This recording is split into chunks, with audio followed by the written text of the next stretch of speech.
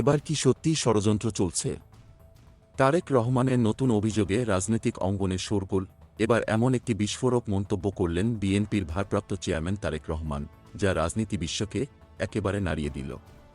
তিনি দাবি করেছেন, কিছু মানুষ সংস্কারের নামে নির্বাচন প্রক্রিয়া বিলম্বিত করছে। কিন্তু এর পেছনে কি আসল ষড়যন্ত্র রয়েছে? তারেক রহমানের এই শোকিং মন্তব্যে এখন দেশজুড়ে উত্তেজনার হাওয়া বইছে। বুধবার ৫ ফেব্রুয়ারি ফেনীর সোনাগাজী থেকে তিনি ভার্চুয়ালি যোগ হয়ে জনগণের কাছে বার্তা পাঠালেন, যতদিন না দেশের গণতন্ত্র প্রতিষ্ঠিত হচ্ছে, ততদিন পর্যন্ত আমাদের আন্দোলন চলবে। তার এই উক্তি ঘিরে শুরু হয়ে গেছে তুমুল আলোচনা। তিনি আরও বলেন, যত দ্রুত জনগণের সরকার প্রতিষ্ঠিত হবে, তত দ্রুত দেশের দুর্দশা শেষ হবে। তারেক রহমান জানিয়েছেন, গণহত্যার দায়ে শেখ হাসিনা সহ তার সহযোগীদের বিচার হতে হবে। তার এই দাবিতে রাজনীতি মাঠ উত্তপ্ত হয়ে উঠেছে। শহীদদের আত্মার মর্যাদা দিতে তাদের হত্যাকারীদের বিচার করা একান্ত প্রয়োজন, বলছেন তিনি। কিন্তু বিষয় এখানেই থেমে থাকেনি। তারেক রহমান আরও বললেন, দ্রব্যমূল্যের ভয়াবহ ঊর্ধ্বগতি, আইনশৃঙ্খলার পরিস্থিতি ভয়ানক হয়ে উঠেছে। এসবে লাগাম টানতে হবে।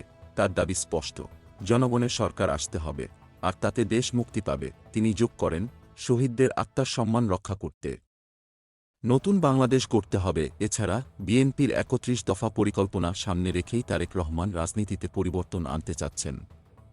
২০৩৫ সালে বিএনপি সংস্কারের ডাক দিয়েছিল, কারণ তারা বিশ্বাস করে স্বৈরাচারের বিদায় হবেই। এছাড়া তারেক রহমান ফেনী থেকে আরও এক শোকিং সিদ্ধান্ত নিয়েছেন। তিনি যুবদল নেতা মাসুদের পরিবারকে ঘর উপহার দিয়েছেন, যিনি ৯ বছর আগে ক্রসফায়ারের শিকার হয়েছিল।